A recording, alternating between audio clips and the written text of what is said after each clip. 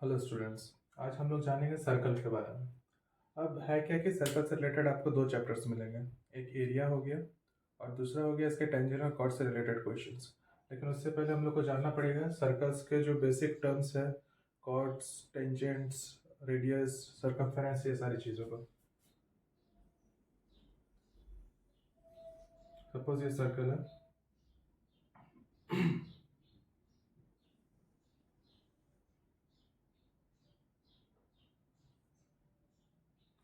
अब इसका एक ये सेंटर होगा, ठीक है। सेंटर को हम लोग चलो ओ मान लेते हैं।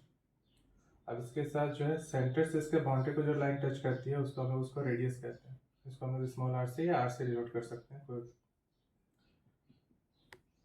और जब और एक लाइन जो उसका सेंटर से पास होता हो और दोनों साइड दोनों बाउंड्रीज को टच करता है तो वो उसका डायमीटर कहलाता है। ये यहाँ से यहाँ तक उसका क्या कहलाएगा बेटा? डायमीटर।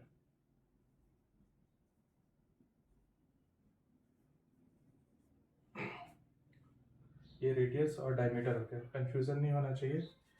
जो एक सेंटर से कोई भी लाइन पास हो रहा हो जो कि बाउंड्रीज को जो एक स्ट्रेट लाइन, सेंटर से कोई भी स्ट्रेट लाइन जो पास हो रहा है अगर वो जो है सर्कल के दोनों बाउंड्रीज को टच करता है, स्ट्रेट लाइन, उसी को हम लोग जो है डायमीटर बोलते हैं।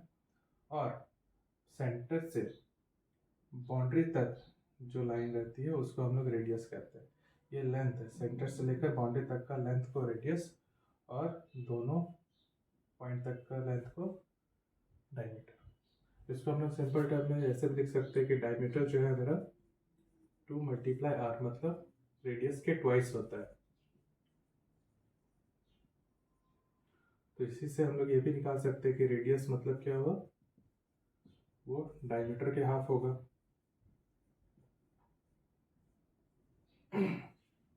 बेसिक थिंग्स है।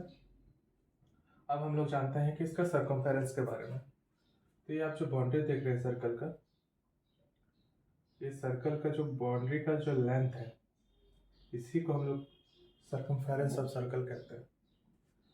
क्या कहते हैं? Circumference of circle. और इसका फॉर्मूला होता है 2πr। 2 मल्टीप्लाई पाई का वैल्यू हम लोग जनरली 22/7 लेते हैं, लेकिन अगर क्वेश्चन में 3.14 लेने को कहा जाए तो 3.14 लेंगे। और रेडियस एज पर क्वेश्चन जो भी रेडियस दिया हुआ रहेगा। अगर रेडियस नहीं दिया हुआ रहता है, डायमीटर दिया हुआ रहता है, तो हम लोग इस फॉर्मूले से रेडियस फाइंड आउट कर लेंगे, फिर इसमें पुट करेंगे। ये कर सकते हैं।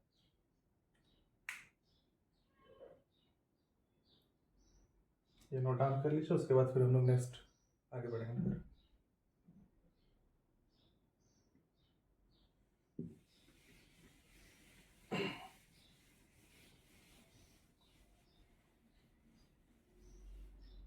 अब जब हम लोग जान लिए कि डायमीटर को हम लोग डी से डिनोट करते हैं और रेडियस को आर से, अब हम लोग जान लेते हैं ये टेंजेंट क्या है, कॉर्ड क्या है।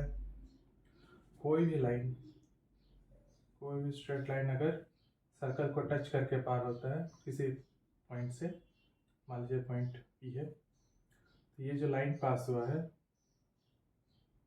मान लेते हैं इसको लाइन का नाम ए बी है, तो ये भी क्या कहलाएगा? टेंजेंट कहलाएगा। ये भी क्या है? टेंजेंट।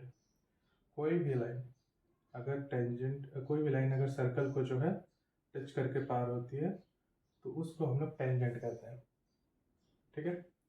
अब क्या होता है, अब कॉर्ड क्या है? सर्कल के अंदर उसका बाउंड्री में कोई भी दो पॉइंट अगर टच करता है ऐसे, तो हम लोग उसको कॉर्ड बोलते हैं। देखो, जैसे ये भी लाइन हो गया, इसको भी हम लोग कॉर्ड बोलेंगे। तो सबसे यहाँ पे देखोगे कि सबसे बड़ा जो कॉर्ड है वो डायमीटर हो गया। इसका मतलब हम लोग ये बोल सकते हैं कि diameter is the longest chord, ठीक है।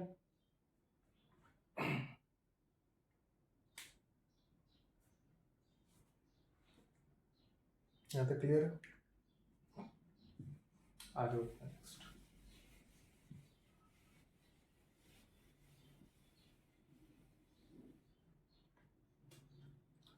मान लीजिए कोई सर्कल है, ये सेंटर है, उसका एक कॉर्ड बना दिए, ठीक है। ये जो एरिया कहलाएगा,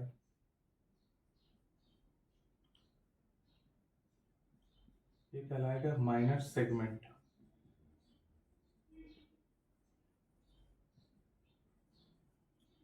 ठीक है। और ये जो एरिया कहलाएगा, ये कहलाएगा मेजर सेगमेंट,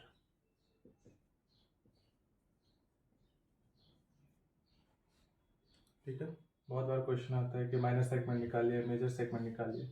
तो बस एक कॉर्ड है, कॉर्ड के नीचे जो छोटा वाला हिस्सा है, माइनर मतलब छोटा, तो माइनर सेगमेंट, बड़ा हिस्सा मेजर, मेजर सेगमेंट, ठीक है।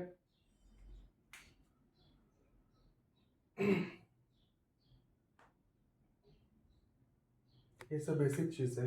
हम लोग कोई भी क्वेश्चन में आगे बढ़ेंगे उससे पहले आपको सर्कल की ये सारी चीज़ें पता होनी चाहिए।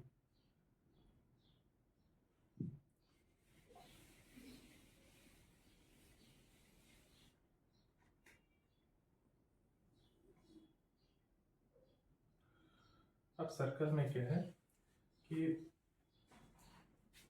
अभी अगर कोई हम लोग इसमें टेंजेंट ड्रॉ करते हैं, मान लीजिए टेंजेंट यहाँ टच हुआ है, ये सेंटर है वो। अब अगर कोई भी, जैसे यहाँ से अगर उस पॉइंट से जहाँ पर ये टच किया है वहाँ से एक लाइन अगर खींच दिया जाए सेंटर से, तो वो जो लाइन है वो टेंजेंट के साथ 90 डिग्री बनाती है। समझ में आ रहा है? टेंजेंट के साथ वो 90 डिग्री बनाएगा। इनफैक्ट जो शॉर्टेस्ट कोई भी, और कॉर्ड में भी अगर कोई भी शॉर्ट, एक मान लीजिए कॉर्ड है,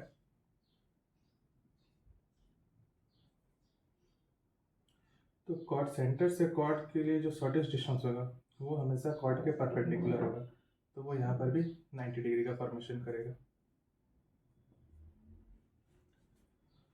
ये एकदम बेसिक कंसेप्ट है। हम लोग इसका यूज़ करेंगे थ्योरम्स वगैरह सॉल्व करने में, और न्यूमेरिकल्स वगैरह सॉल्व करने में इसका यूज़ होगा।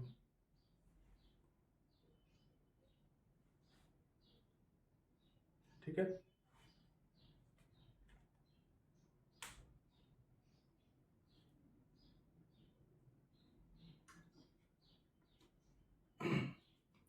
एक आता है सेंट्रल एंगल बोल कर। सेंट्रल एंगल क्या होता है? सेंटर से अगर बाउंड्री में किसी भी तरह का एंगल बनता है तो ये सेंट्रल एंगल कहलाता है। हालांकि इसका भी यूज़ नहीं है, जब यूज़ होगा उस वक्त अच्छे से बता। बाकी हम लोग को ये सारे टेंजेंट जो है 90 डिग्रीज में, सेंटर से अगर कोई लाइन ड्रॉ किया जाए टेंजेंट्स में तो वो 90 डिग्री पे हिट करता है। फिर कॉर्ड को भी अगर जो सबसे शॉर्टेस्ट डिस्टेंस होगा कॉर्ड तक जाने का, ऑब्वियसली वो परपेंडिकुलर डिस्टेंस होगा, वो 90 डिग्री पे रहता है। और इतना तो पता ही है कि रेडियस जो है किसी भी पॉइंट पे, रेडियस जो है सर्कल का सेम होता है।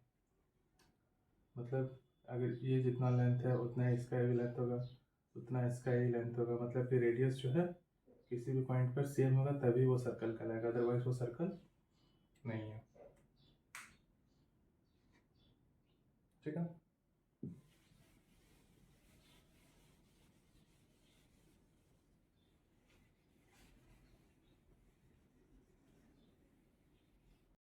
यहाँ तक तो सारा क्लियर हो गया था। इसके बाद हम लोग देखेंगे आर्क और सेक्टर्स के बारे में। अगर ये एक सर्कल है, ये सेंटर हो गया।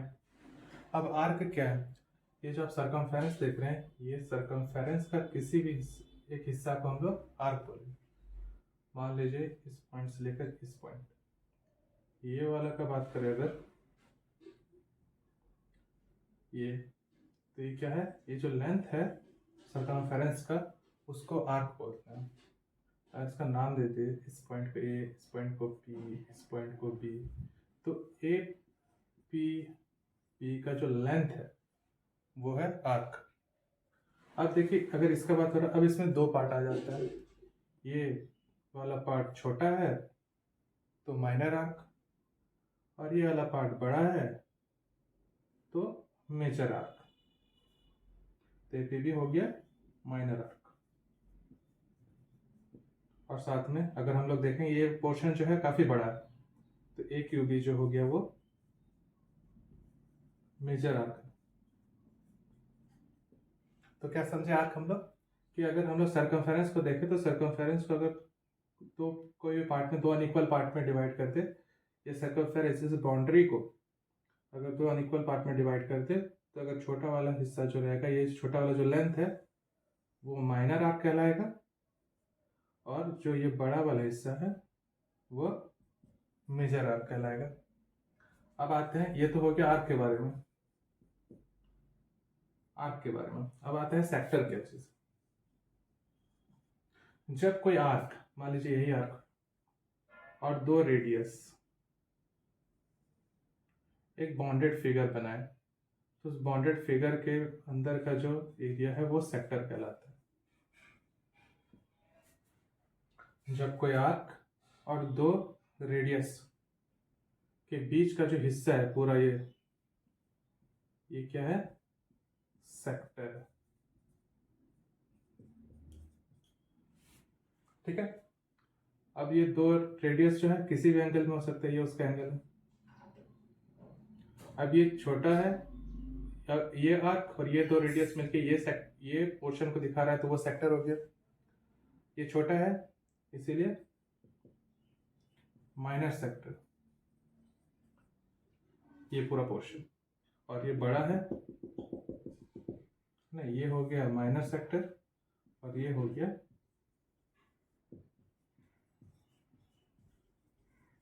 Major sector.